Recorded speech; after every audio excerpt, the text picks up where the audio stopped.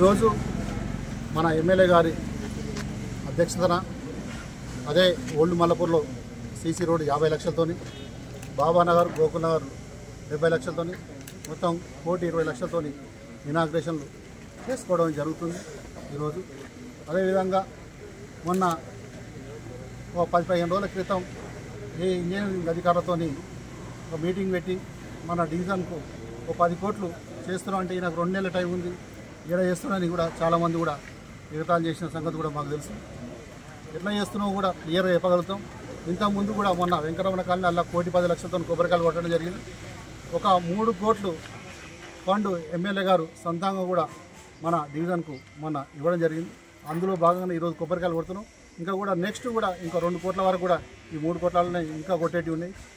అదేవిధంగా మన 4 కోట్ల ఫండ్ కూడా మన ఈరోజు మంత్రి గారు శ్రీధర్ బాబు గారి మా ఎమ్మెల్యే గారు రిక్వెస్ట్ చేస్తే శ్రీధర్ బాబు గారు ఇచ్చిన లెటర్ మీద 4 కోట్ల ఫండ్ కూడా ఈరోజు మనకు శాంక్షన్లో ఉన్నది. అది కూడా త్వరలోనే మన 4 కోట్లు కూడా కొబ్బరికాయలు కొట్టుకోవచ్చును. దానికి కూడా మళ్ళీ ఈ బాబా నగరు, గోకుల్ నగరు, అదేవిధంగా మన సూర్యనగర్ కాలనీ, గోకుల్ నగరు, మళ్ళీ అదే అన్నపూర్ణ కాలనీ, అక్కడ బాబా నగర్, ఇక్కడ అశోక్ నగర్, నెహ్రూ నగర్, ఇలాంటి కాలనీలకు బ్రహ్మపురి కాలనీ, ఇలాంటి కాలనీలలో కూడా గ్రీన్ హిల్స్ కాలనీ, ఇలాంటి కాలనీలలో మనం నెక్స్ట్ 4 కోట్లతో కూడా పెట్టుకోవడం జరిగింది.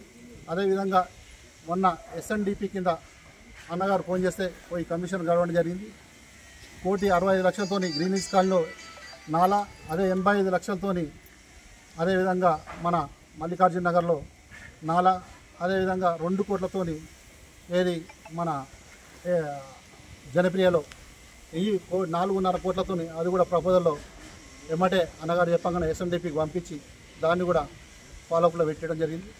మాకు కూడా మొన్న మీ అందరు కూడా తెలుసు, మీ అందరూ కూడా 2 కోట్లు మాకు పర్సనల్ కూడా ఫండ్ చేయడం జరిగింది.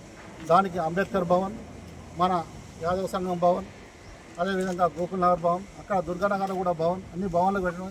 అదేవిధంగా నెహ్రూ నగర్, అశోక్ నగర్లో కూడా భవన్లన్నీ రిపేర్ కూడా 8 లక్షలు, ఇట్లా మొత్తం మీద 80 లక్షలు. ఓల్డ్ మల్లపూర్కు డ్రైనేజీకి 20 లక్షలు, ఇట్లా దాన్ని కూడా పెట్టడం జరిగింది. ఏదున్నా కానీ గతంలో ఎన్నడూ లేని విధంగా ఈ 10 సంవత్సరాల్లో దాదాపుగా 200 కోట్ల వరకు కూడా మనం ఈ మల్లపూర్ డివిజన్లో అభివృద్ధి చేయడం జరిగింది.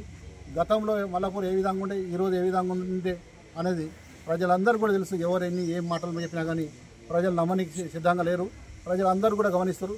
మల్లాపూర్ ప్రజలను నేను అప్రిషియేషన్ చేసేది ఏంటంటే చాలా తెలివికల వాళ్ళు. నా వెనకంగా ఉండి రెండోసారి నా ఎలక్షన్లలో నా వెనకంగా ఉన్న వాళ్ళు కూడా చెప్పినా కానీ ఖండించి కూడా ఈయన అలాంటివాడుగా చాలా మంచివాడని చాలా వరకు కూడా నన్ను నా వెంట ఉండి నన్ను రెండోసారి గెలిపించారు. ప్రజల నమ్మకాన్ని వమ్ము చేయకుండా ఈ రోజు వరకు కూడా భారీ ఎత్తున కూడా లాస్ట్ డే వరకు కూడా 10 సంవత్సరాల వరకు నేను వచ్చేసారి నిలబడద్దని అనుకుంటున్నాం. అలాంటప్పుడు కూడా లాస్ట్ డే వరకు కూడా ఈ ఫోర్స్ పెట్టి పని చేయాలనుకుంటున్నాం. అదే ఫోర్స్గా నేను పనిచేస్తాను. గతంలో పార్క్ ఎట్లుంటే శ్మశాన వాటిగా కాన్స్టిట్యున్సీ మొత్తం కూడా మన కాన్స్టిట్యున్సీ అక్కడ బయట కాన్స్టిట్యున్సీ నుంచి కూడా ఈరోజు తీసుకొచ్చి అక్కడ కార్యక్రమాలు చేయడం జరుగుతుంది. అదేవిధంగా ఎలిఫెంట్ చౌరస్తాలో అయితే బండ్లు వెనక పోతే ముంగలికి పోతే వెనక వచ్చే ఉండే లోడ్ బండ్లు, అలాంటి పరిస్థితి ఉండే.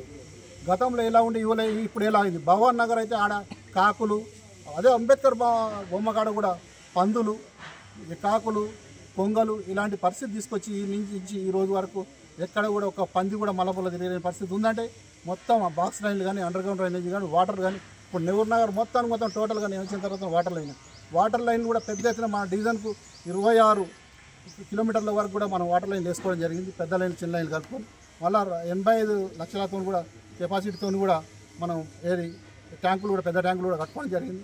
ఇలా చెప్పుకుంటూ పోతే చాలా ఉన్నాయి. మళ్ళీ వచ్చినప్పుడు చెప్తాం కాబట్టి ఈరోజు ఈ సందర్భంగా ఎమ్మెల్యే గారికి ఇక్కడికి ఇచ్చేసి ఇలాంటి ఎమ్మెల్యే గారు కూడా మనకు దొరకడం కూడా అదృష్టంగా భావిస్తున్నాం. ఇవే కాకుండా హాస్పిటల్ కానీ, అదేవిధంగా మన డాక్టర్ ఎంబీబీఎస్ వచ్చిన వాళ్ళకు కూడా కానీ చాలా వరకు అన్ని రకాలు కూడా ప్రజలకు అండదండగా ఉంటూ ఎప్పటికప్పుడు కూడా ప్రజల మధ్యనే పనులు చేసుకుంటూ తిరుగుతున్న ఎమ్మెల్యే దొరకడం మనందరూ అదృష్టం.